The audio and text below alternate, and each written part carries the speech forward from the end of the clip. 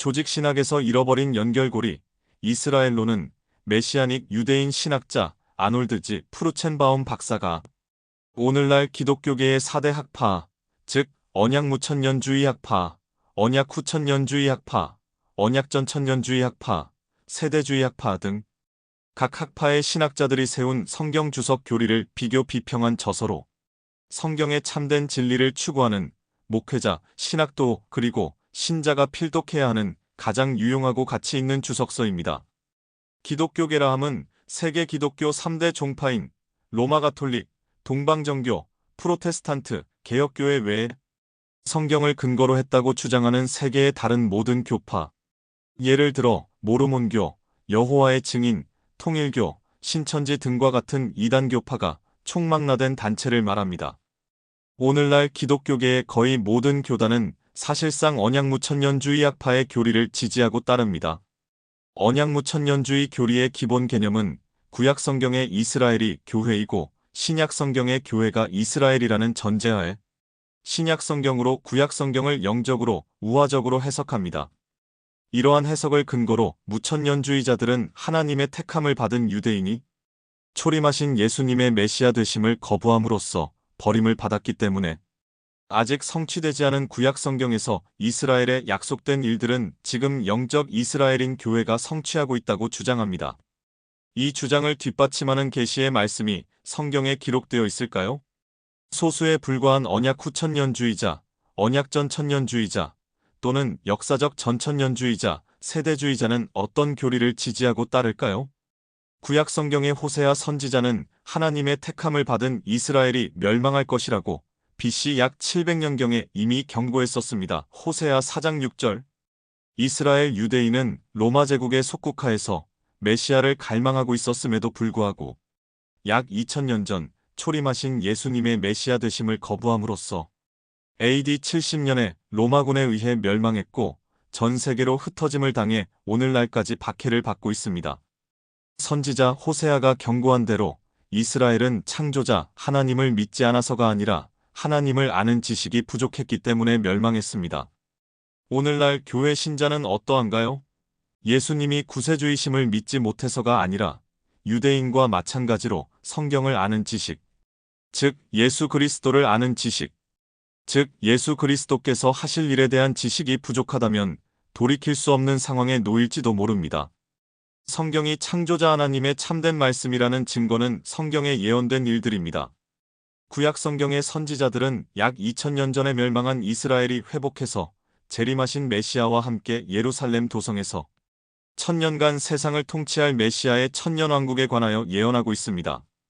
이 예언이 성취될 것을 나타내는 징표가 이미 세상에 나타났습니다. 바로 1948년 5월 14일 유대인이 약속의 땅 팔레스타인에 약 2000년 전 멸망한 이스라엘 국가를 재건했습니다. 이스라엘이 존재하지 않으면 이 예언은 결코 성취되지 않을 것입니다. 네 학파 교리 모두 사람이 만든 것이고 각기 자기 학파의 교리가 성경적 진리에 가장 부합한다고 주장합니다. 조직신학에서 잃어버린 연결고리 이스라엘로는 4대 학파의 교리를 다룬 주석서 중 참된 성경적 진리에 가장 부합하는 교리를 제시한 주석서입니다.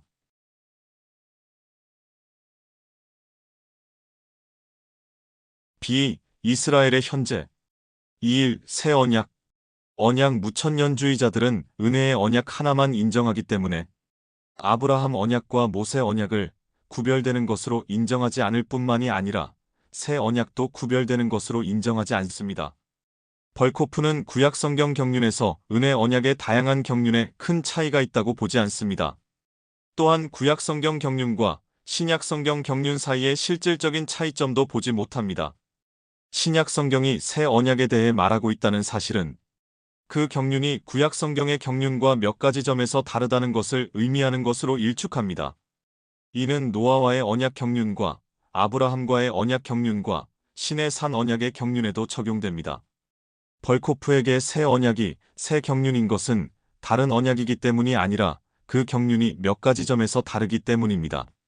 그 중에 첫 번째는 새 언약이 모든 민족에게 확장된다는 것입니다. 새 언약은 이제 더 이상 유대민족이나 이스라엘 민족에 국한되지 않는 보편적인 언약입니다. 하지만 구원의 영적 축복에 관한 한 이것이 정말로 그렇게 새로운 것일까요? 벌코프는 심지어 율법 시대에도 이방인이 언약의 축복을 공유할 수 있었다 라고 인정합니다. 이방인은 언제나 믿음을 통한 은혜로 구원을 받을 수 있었습니다. 그렇다면 실제로 새로운 것은 무엇일까요? 벌코프에게 새로운 것은 교회와 국가가 더 이상 연합하지 않는다는 것입니다. 교회는 이제 육체적 이스라엘과 분리되어 있습니다. 그것은 육체적 이스라엘은 더 이상 물질적이든 영적이든 언약의 축복을 받을 자격이 없다는 것을 의미합니다.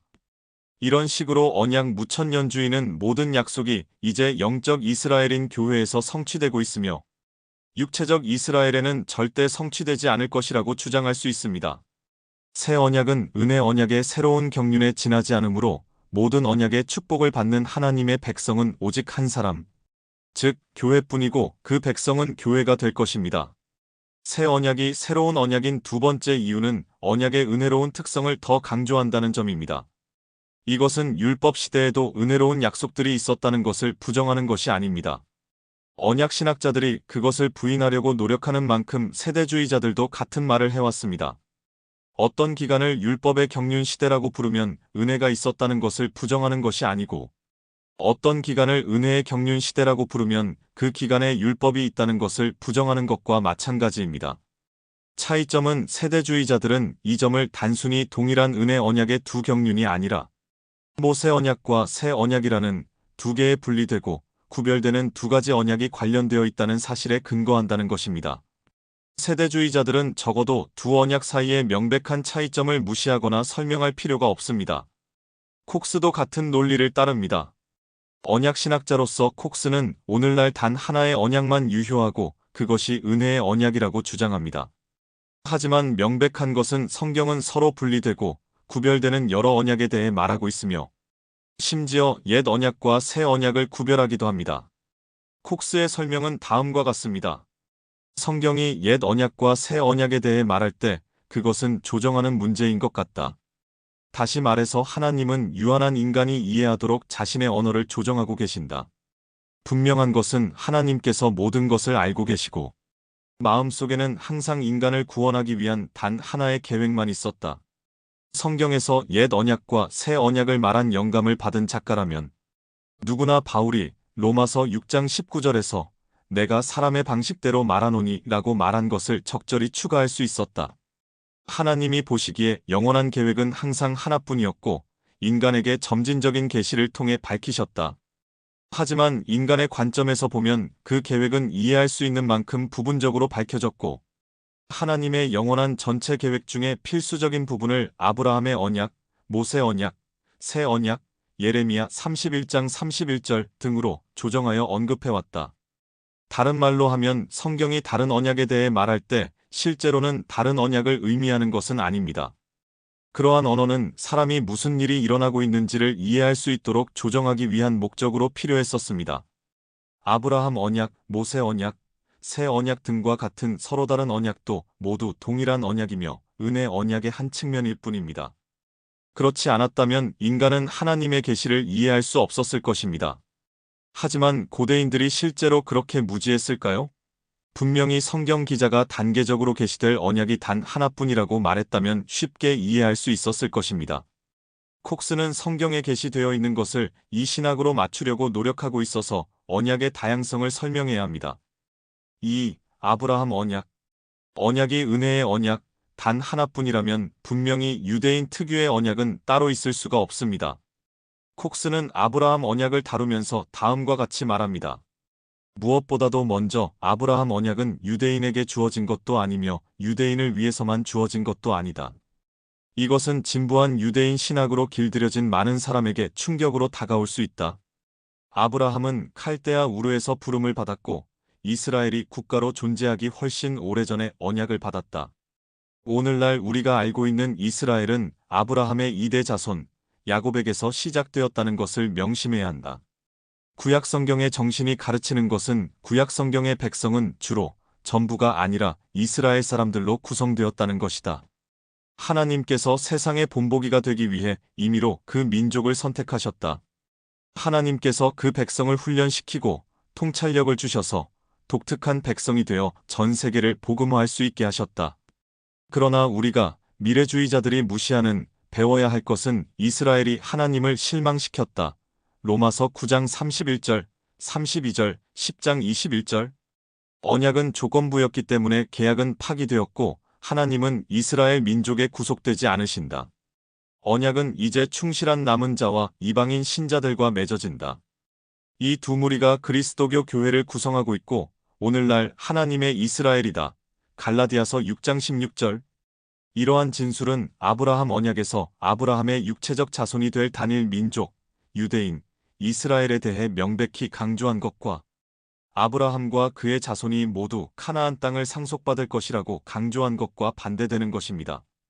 콕스는 언약의 특이한 유대인 성향을 부정하기 위해 열중했고 2일 하나님은 이스라엘에 구속되지 않으시고 2. 하나님의 언약은 지금 교회와 맺고 있으며 3.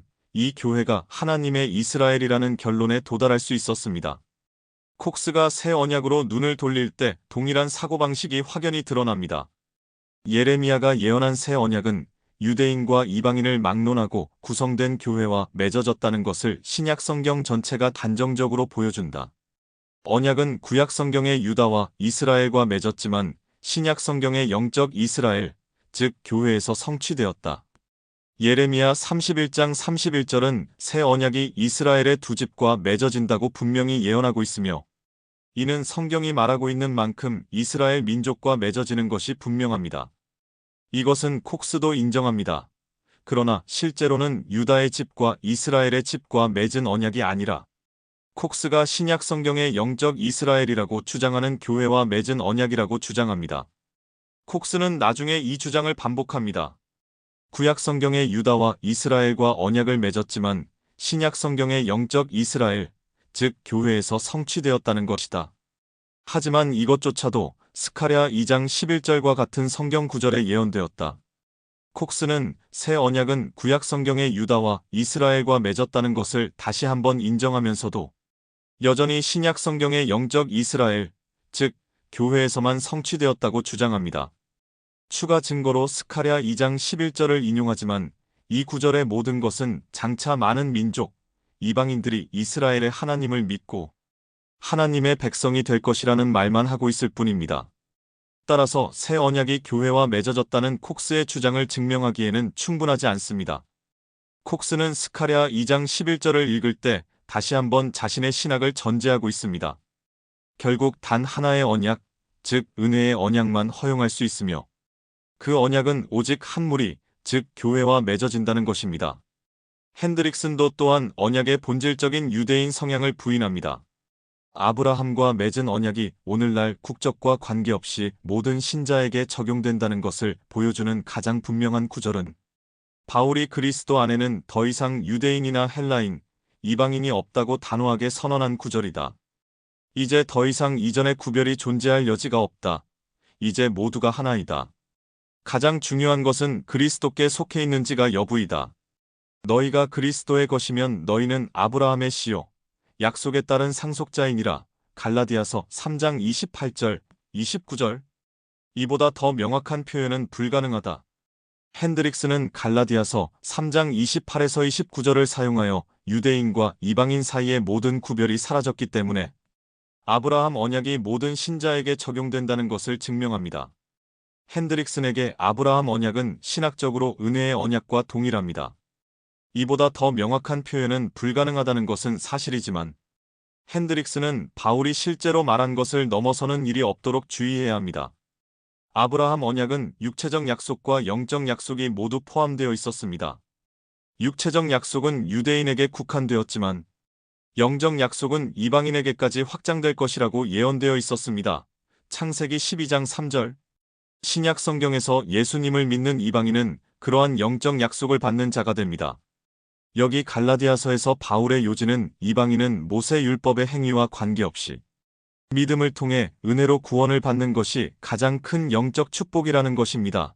그러나 바울이 말하는 요지는 여기에 있습니다. 바울은 이스라엘에 대한 육체적 축복을 취소하지도 않았고 언약의 유대인 성향을 부정하지도 않았습니다. 이방인 신자들은 아브라함 언약에 약속된 구원에 참여하게 되었다고 말하고 있을 뿐입니다. 핸드릭스는 아브라함 언약을 은혜 언약의 틀에 억지로 끼워 맞추려고 했기 때문에 아브라함 언약도 바울이 대변한 것도 동의하지 않습니다. 아브라함 언약의 육체적 약속은 모두 사라지고 영적 약속만 남았기 때문에 언약 전체가 이제 모든 신자에게 적용된다. 바울은 그리스도 안에서 더 이상 유대인이나 헬라인은 없다 라고 포괄적으로 선언합니다.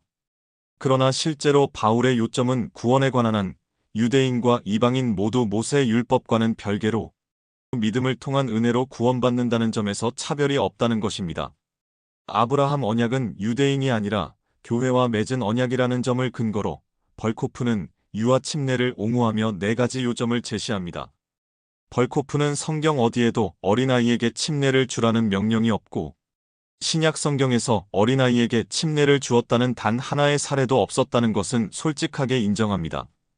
벌코프가 속한 교단인 그리스도교 개혁교회, 네덜란드 개혁주의 운동의 일부는 유아 침례를 시행하고 있어서 어떤 식으로든 옹호해야 합니다. 벌코프는 언약 신학에 근거하여 유아 침례를 옹호하면서 이스라엘론의 주제를 다루고 있습니다. 벌코프의 첫 번째 변호는 아브라함과 맺은 언약은 주로 영적 언약이었고 이 영적 언약 중에 할례는 징표이자 봉인이었다는 것입니다. 이 주장의 근거는 신약 성경에서 그 약속이 해석된다는 방식입니다. 할례라는 육체적 행위에 대해 말하자면 이것도 또한 영적 의미가 있었습니다. 벌코프가 무시하고 있는 세 가지가 있습니다. 첫째, 아브라함 언약에 포함된 육체적 약속과 영적 약속의 목록을 만들면 영적 약속보다 육체적 약속이 훨씬 더 많을 것입니다. 이것이 의미하는 바가 있다면 이 언약은 주로 영적 언약이라는 벌코프의 주장이 무효화되는 것입니다. 영적 약속이 언약에 포함되어 있지만 대다수와는 거리가 멉니다. 둘째, 신약 성경이 육체적 약속을 무시하지 않고 대부분 영적 약속을 매우 자세히 설명하는 것은 사실이지만 이것이 그 언약은 주로 영적이라는 것을 증명하지 못합니다. 메시아의 초림에 관련하여 주된 관심이 무엇인지 보여주고 있을 뿐입니다. 만약에 미국인 작가가 미국 헌법의 수정안에 관한 논문을 쓰기로 선택했다고 해서 그 수정안이 헌법의 주요 측면이라는 의미는 아닙니다. 신약 성경이 아브라함 언약의 한 측면을 어떻게 발전시켰는지를 지적하고 나서 이 측면이 주요하다고 선언하는 것만으로는 충분하지 않습니다. 아브라함 언약의 본래의 맥락과 내용을 무시해서는 안 됩니다. 셋째, 육체의 할례가 영적 의미를 가졌다는 것은 의심의 여지가 없습니다. 하지만 벌코프가 인용한 바로 그 구절에서 이 영적 의미는 침례가 아닌 마음의 할례입니다. 더 나아가서 마음의 할례를 육체의 할례로 대체해서는 안 됩니다. 아브라함 언약과 모세 언약이 모두 육체의 할례를 요구했기 때문입니다. 벌코프의 두 번째 변호는 아브라함과 맺은 언약은 아직도 유효하며 본질적으로 현재 경륜의 새 언약과 동일하다는 것입니다. 세대주의자들은 모두 아브라함 언약이 여전히 유효하다는 것은 동의하지만 새 언약과 동일하다는 점은 부인합니다. 다시 말하지만 그러한 동일시는 언약 신학이 참되고 은혜의 언약이 존재한다는 근거 위에서 이루어집니다. 벌코프의 신학은 은혜의 언약이라는 하나의 언약만을 허용할 수 있고 모든 개별 언약은 단지 은혜 언약의 결과일 뿐입니다. 그러한 언약들 사이에는 주요한 차이가 있음에도 불구하고 모두 본질적으로 동일합니다. 벌코프는 이에 대한 세 가지 증거를 제공합니다. 아브라함 언약과 새 언약은 본질적으로 동일하다라고 하는 첫 번째 증거는 중보자가 동일하다는 사실입니다. 그것은 사실이지만 한 중보자가 둘 이상의 언약을 맺을 수 있고 각 언약이 서로 다를 수 있었기 때문에 그 점을 증명하지는 못합니다. 두 번째 증거는 조건이 똑같으니 곧 믿음이라는 것입니다. 새 언약에 들어가는 것은 사실이지만 아브라함 언약은 그렇지 않습니다. 아브라함과 이삭과 야곱에게서 태어난 모든 사람은 그 언약 안에 있었고 8일 만에 할례를 받았습니다. 그 나이에 그들은 어떠한 믿음도 행사하지 않았습니다. 하지만 새 언약에 들어가기 위해서 믿음이 전제 조건이었고 침례가 뒤따랐기 때문에 신약 성경 어디에도 유아는 침례를 받지 않았습니다. 각 언약에 들어가기 위한 조건은 달랐지만 구원의 조건은 믿음을 통한 은혜였습니다. 각 언약에 들어가는 조건은 동일했다고 하더라도 언약의 동일성을 증명하는 것은 아니었습니다. 조건의 차이점은 언약 자체의 차이점을 나타냅니다. 다시 말하지만 축복이 동일하다고 해서 언약이 동일하다는 것을 증명하는 것이 아닙니다. 더 나아가서 영적 축복 중에 많은 부분은 같지만 육체적 축복은 그렇지 않습니다. 그런 이유로 벌코프는 어쩔 수 없이 육체적 축복의 관련성을 부인하고 모든 축복을 영적으로 해석할 수밖에 없습니다. 벌코프가 제기하는 다른 증거들은 아브라함 언약의 연속성을 증명할 뿐이며 새 언약과 동일하다는 것을 증명하지 못합니다. 아브라함과 맺은 언약은 주로 영적이었고 여전히 유효하며 새 언약과 본질적으로 동일하다는 것을 보여주려고 노력한 벌코프는 처음 두 변호의 진실에 따라 그 타당성을 판단하는 세 번째 변호로 이동합니다. 세 번째 변호에서 벌코프는 전제주의에 관여합니다. 유아는 언약의 유익에 참여하기 때문에 할례를 받아 증표로 삼고 봉인했다 라고 매우 사실적인 진술로 시작합니다. 유아는 아브라함 언약의 일부였으며 언약 안에서 태어났고 이러한 이유로 할례를 받았다는 것은 사실입니다. 벌코프가 이것을 기반으로 구축한 것은 순전히 자신의 언약 신학에 근거한 것입니다. 다음 진술은 가족으로 구성된 하나님의 백성 또는 국가가 있다는 것입니다. 벌코프에게 이 하나님의 백성은 구약 성경에서 교회였습니다. 하지만 그런 다음 이러한 민족적 개념은 이스라엘 민족이 목적을 달성했다고 해서 사라진 것은 아니었다고 주장합니다. 이 개념이 영적으로 해석되어 신약 성경으로 이어졌기 때문에 신약 성경의 하나님 백성도 민족에 해당한다는 것입니다. 여기서 벌코프는 유대 민족을 배제하지만 언약을 맺은 민족은 유대 민족이었습니다. 벌코프에게 교회는 하나님의 새로운 민족이었습니다. 민족을 교회로 만드는 것은 벌코프가 유아 침례의 실행을 옹호하기 위해서 필수적입니다. 하지만 인용하는 참고 구절은 결코 이 점을 증명하지 못합니다. 마태복음 21장 43절은 이미 논의했었습니다. 호세아 2장 23절을 인용한 로마서 9장 25에서 26절은 절대로 교회를 국가라고 말한 것이 아니라 믿는 이방인도 이제는 하나님의 백성임을 지적할 뿐입니다.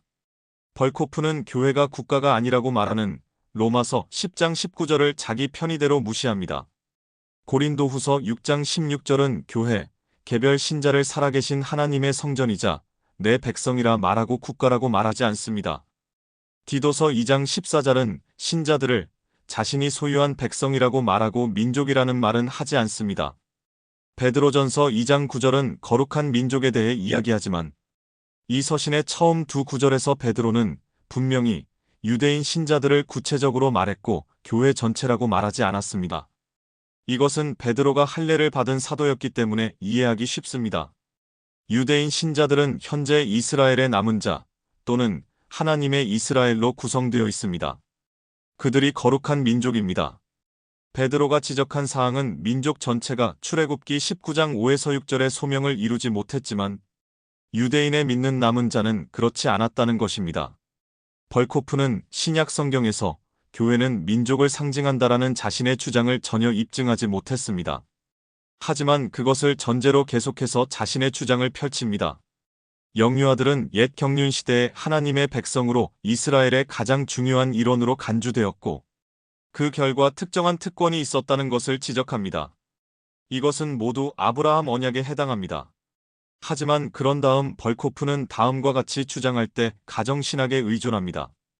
우리는 그러한 아이들의 특권이 새로운 경륜에서 축소되기를 거의 기대하지 않을 것이며 물론 교회의 어떤 지위에서도 배제되기를 바라지도 않을 것이다. 벌코프가 여기서 말하는 것은 이스라엘과 교회가 동일하고 아브라함 언약과 새 언약이 동일할 때만 사실일 수 있습니다. 벌코프는 이 점을 입증하지 못합니다. 교회가 새로운 것이고 창조된 것이라면 그리고 새 언약이 아브라함 언약과 본질적으로 동일하지 않다면 영유아들의 지위는 감소될 지위가 없었기 때문에 감소된 것이 아닙니다. 믿음은 새 언약으로 들어가기 위한 조건이기 때문에 유아는 틀림없이 제외될 것입니다. 벌코프는 자신의 주장을 입증하지 못하는 구절들을 다시 인용합니다. 마태복음 19장 14절은 아기들을 이야기하는 것이 아니라 예수께로 나아올 수 있을 만큼 나이가 든 어린아이들에 대해 말하는 것입니다. 13절 사도행전 2장 39절은 어린이들에 대해 말하는 것이고 아기에 대해 말하는 것이 아닙니다. 더 나아가서 이 아이들은 성령의 은사를 받을 만큼 나이가 들었고 38절 벌코프조차도 유아에게 성령의 은사가 가능하다고 생각하지 않습니다. 고린도전서 7장 14절은 신자의 자녀들은 구별되거나 거룩해졌다는 것을 확인시켜 줄 뿐, 교회 구성원의 자격을 부여하는 것은 아니라고 단언합니다. 게다가 이 세 구절 중 어느 구절도 유아 침례의 주제를 다루지 않습니다. 벌코프는 주애가 아닌 언약 신학의 근거에서 전체 사례를 구축했습니다. 해석학적으로 유아 침례가 신약 성경에 없다는 것을 인정해야 했기 때문입니다. 결국 벌코프는 침묵을 통한 논쟁에 의존할 수밖에 없었습니다. 그러한 배제는 그 효과에 대한 매우 명시적인 진술이 필요한 것 같다. 이것은 복음주의 신학자가 모든 것을 오직 성경의 원칙에 근거해야 할 때 교회를 위한 관행을 발전시키는 것은 좋지 않은 방식입니다. 필요하지 않은 것은 배제에 대한 명시적 진술입니다. 자신의 주장을 입증하기 위해 벌코프는 포용에 대한 명시적 진술이 필요합니다. 벌코프는 서론에서 이것이 불가능하다는 것을 인정했습니다. 벌코프의 네 번째 변호는 처음 세 가지 변호에 대한 결론입니다. 이 변호는 새 경륜에서 침례는 은혜의 언약을 시작하는 징표이자 인침으로 할례를 대신하는 신성한 권위이다 라는 매우 교조적인 주장으로 시작합니다. 첫 번째 문제는 은혜의 언약이 존재한다고 가정하면서도 벌코프는 이것이 사실이라는 것도 제시하지 않았습니다. 벌코프는 은혜의 언약이 무엇인지에 대해 명확히 정의를 내렸지만 정의한 대로 은혜의 언약을 이야기하는 성경 구절은 단 하나도 제시한 적이 없습니다.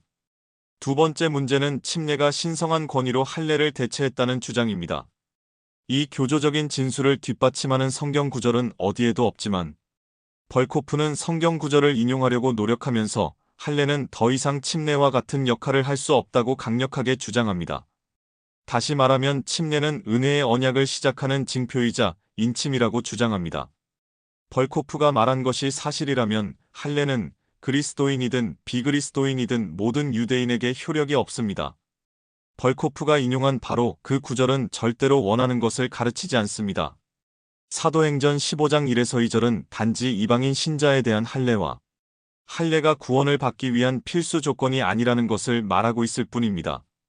침례에 관하여, 즉 침례가 할례를 대체한다는 것에 대해 아무 말도 하지 않습니다. 벌코프가 사도행전 21장 21절을 인용한 것은 매우 뜻밖입니다.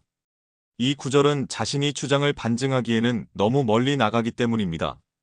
이 문맥에서 바울의 원수들이 바울에 대해 퍼뜨린 몇 가지 거짓 소문을 인용하고 있는데 그 중에 하나가 바울이 흩어진 유대인들에게 자녀들의 할례를 행하지 말라고 가르쳤다는 것입니다.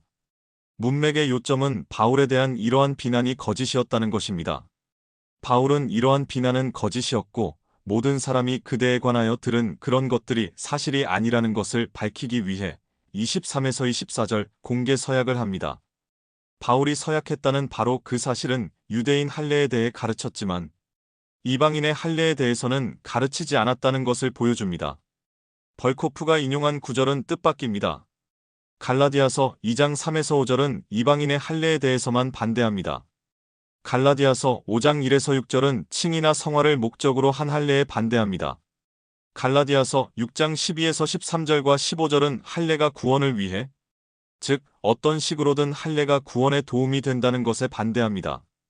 이 구절 중에 어느 구절도 유대인의 할례 관행을 부정하거나 할례를 대체한 침례에 대해서도 언급하지 않습니다. 하지만 벌코프는 만약에 침례가 할례를 대신하지 않았다면 신약 성경은 인문의식이 없다라고 주장합니다. 여기서 벌코프의 논리를 따르기는 어렵습니다. 입회의식으로서 침례가 할례와 공존할 수 없는 이유는 무엇일까요? 침례가 할례를 대신하는 이유는 무엇일까요? 아마도 언약 신학의 전제들이 벌코프의 생각을 왜곡시켰기 때문일 것입니다. 실제로 단 하나의 언약, 은혜 언약만 있어서 어떤 경륜에서도 단 하나의 입회의식만 있을 수밖에 없습니다. 신약 성경 경륜에서 입회의식은 침례입니다. 하지만 아브라함 언약과 새 언약을 나누고 구분한다면 할례는 여전히 아브라함 언약의 입회의식이 될 수 있으며 모든 유대인은 여전히 할례를 받아야 할 것입니다.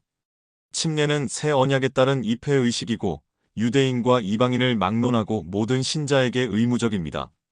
벌코프의 문제는 성경이 입증하지 않는 두 가지를 증명하려고 한다는 것입니다. 첫 번째는 침례가 할례를 대체했다는 것이고 두 번째는 첫 번째에 비추어 볼 때 유아 침례는 여전히 유효하다는 것입니다. 그런 이유로 벌코프는 침례가 할례를 대체하지 않았다면 신약 성경에는 입회의식이 없었다라고 믿을 수밖에 없습니다. 벌코프는 계속해서 그리스도께서 할례를 그렇게 대체하셨다라고 주장하며 마태복음 28장 19에서 20절, 마가복음 16장 15에서 16절을 증거로 인용합니다. 그러나 이 구절에 너무 많은 의미를 부여합니다. 이 구절들은 모두 교회는 침례를 시행해야 한다고 가르칩니다. 침례를 받아야 하는 사람들은 복음을 믿는 사람들입니다. 그 구절들은 침례가 할례를 대체한다는 암시조차도 하지 않으며 유아 침례에 대해서도 아무 말도 하지 않습니다. 벌코프는 계속 시도하면서 침례는 영적인 의미에서 할례와 일치한다라고 명시합니다. 두 의식의 의미에 대한 벌코프의 설명을 긍정하지도 부정하지도 않고 두 의식의 영적 의미가 정확히 똑같다고 하더라도 침례가 할례를 대체한다는 것을 여전히 증명하지 못할 것이라는 점을 지적하는 것만으로도 충분합니다. 벌코프는 골로새서 2장 11에서 12절을 인용하여 그리스도의 할례, 즉 육체의 할례를 의미하는 마음의 할례는 침례, 즉 침례를 의미하는 할례는 침례로 성취되었다 라고 가르친다고 해석합니다. 이것은 전혀 그렇지 않습니다. 그 구절은 문맥상 바울이 그리스도 안에 있는 신자들의 지위를 다룬 것입니다. 11절은 신자가 육체적으로 받은 일종의 할례가 영적으로 할례를 받았다는 것이라고 가르치고 있습니다. 할례는 육체의 죄의 몸을 벗어버리는 것을 상징합니다. 12절은 침례의 주제를 다루고 있지만 물 침례를 말하는 것인지 성령 침례를 말하는 것인지 논란의 여지가 있습니다. 문맥상의 증거는 바울이 물 침례를 말하는 것이 아니라 성령 침례를 말하고 있다는 것입니다. 11절에서도 마찬가지로 육체의 할례 의식이 아니라 영적 할례에 대해 말하고 있었습니다. 또한 신자가 그리스도 안에서 자신의 지위에 도달하는 수단은 성령 침례입니다. 고린도전서 12장 13절. 성령 침례는 일종의 물 침례이며 신자의 영적 부활 13절을 의미합니다. 영적인 의미가 벌코프가 앞서 단언했던 것과 다르다는 바로 그 사실이 그의 주장과 대체 이론을 부정합니다. 이것은 12절이 물 침례에 대해 말하고 있다고 해도 마찬가지입니다. 더욱이 물 침례를 말하고 있다고 하더라도 육체적 할례를 대체한다고 가르치지 않습니다. 결국 벌코프는 다시 전제주의와 침묵의 주장에 의존해야 합니다. 그 전제는 옛 경륜에서 자녀들이 언약의 징표와 인침을 받았다면 새 경륜에서도 반드시 받을 권리가 있다고 가정하는 것입니다. 이것은 다시 하나의 언약, 즉 은혜의 언약만 존재하며 따라서 아브라함 언약과 새 언약은 동일한 한 언약이라는 것을 전제로 합니다. 또한 두 의식의 영적인 의미도 동일하다는 것을 전제로 합니다.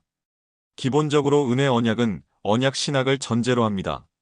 침묵의 주장은 영유아를 침례 의식에서 제외하려면 그 효과에 대한 명확하고 분명한 진술이 필요하다는 것입니다. 그러나 다시 말하지만 그 반대가 진실입니다. 유아 침례를 실행하기 위해서 벌코프에게 필요한 것은 명백한 진술인데 침묵하고 있습니다. 다시 한번 말하지만 신학 체계는 성경적으로 명확히 증명하지 못하는 관행과 신념을 옹호하기 위해 사용됩니다. 할례는 남자 아기만 받지만 침례는 남자 아기와 여자 아기가 모두 받기 때문에 불일치가 발생합니다. 더 나아가서 이스라엘 민족이 그 목적을 달성했기 때문에 미래가 없다 라고 이스라엘론을 훼손하며 할례와 같은 모든 것을 어떻게든 교회로 옮깁니다. 나중에 벌코프는 유아 침례에 대한 반대 의견에 답하려고 하는데 그 중에 하나는 유아 침례가 성경에 없다는 것입니다. 아이들은 반드시 침례를 받아야 한다는 명시적인 명령은 없다. 이것은 완전한 사실이지만 유아 침례의 유효성을 반증하지는 않는다.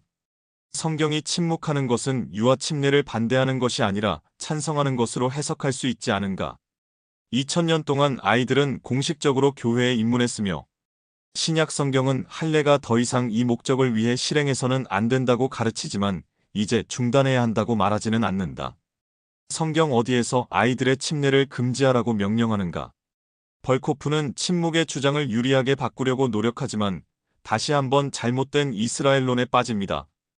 2000년 동안 아이들은 공식적으로 교회에 입교했으며 신약 성경은 할례를 더 이상 이 목적을 위해 실행해서는 안 된다고 가르치지만 이제 중단해야 한다고 말하지는 않는다 라고 말하는 것은 전제주의입니다.